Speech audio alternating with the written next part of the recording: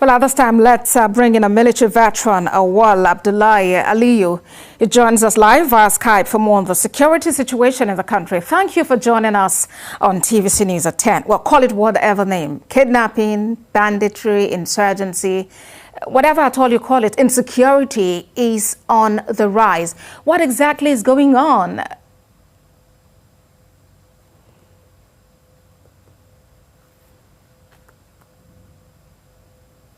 If you can hear me, Mr. Aliyu, I'm asking what you make of all that is going on. Is it that the security operatives are helpless, overwhelmed? What actually is going on?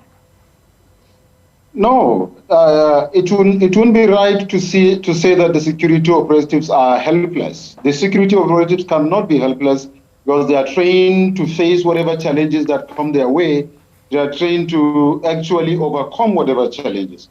But the reality is, I would say that there are a lot of challenges, and like you know, the armed forces, to be precise, it's been saturated. Members of the armed forces are saturated. They are almost everywhere in Nigeria, fighting one security challenge or the other. Like you rightly put, from banditry to kidnapping, to Boko Haram, to secessionists, if you like, to the issue of IPOB, to ESN, to the issue of Odua, and what have you. So it is everywhere, all over the country. Don't forget, the Nigerian Armed Forces, or the members of the Nigerian Armed Forces, are trained to face external aggression against Nigeria, not internal aggression or operation. Mostly, the police and other security agencies are supposed to handle issues that have to do with internal security. But because the police and other security agencies are overwhelmed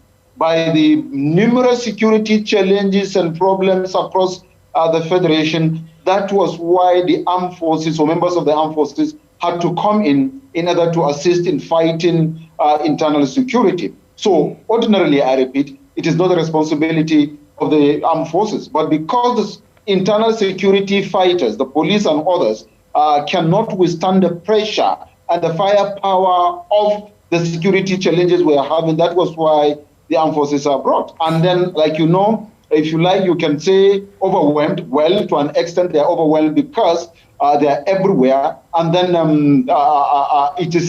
it is more like a guerrilla warfare that is being taking place in Nigeria. All right, Mr. Aliyu, at this stage now, it's good to dissect the situation, but more importantly, we need to arrive at a solution because we're losing people and you never can tell who the next person would actually be. So what would you suggest? Some have talked about the carrot approach, the stick approach. In some places, the carrot approach, largely, it hasn't actually worked. And for instance, you have in Kaduna State, the governor says he would not negotiate with bandits. But then we also see what has happened to people kidnapped, students kidnapped from that state. What would you suggest we do as lasting solution?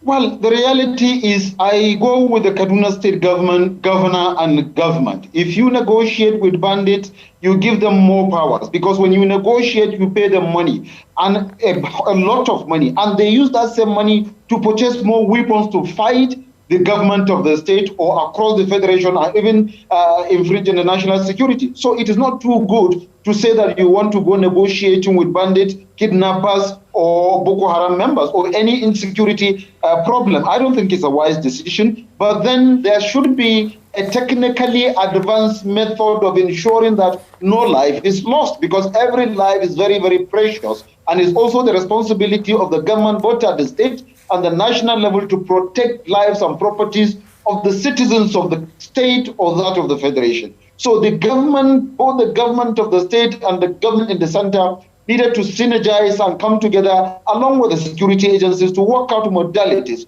on how to handle this situation without life being lost, which is very, very difficult. And that is the reason why a lot of people are looking at the negotiation as the only way out. But I don't see it as a way out. If you're in the security system, you know that negotiation should be the last thing that will come. If all effort tried has failed before you begin to think of negotiating. And I have told you the dangers of negotiating with bandits, kidnappers, or members of the Boko Haram or any other security challenge structure. It will empower them because you are giving them money. They needed those money to buy more weapons and to attack both the citizens and even the government itself.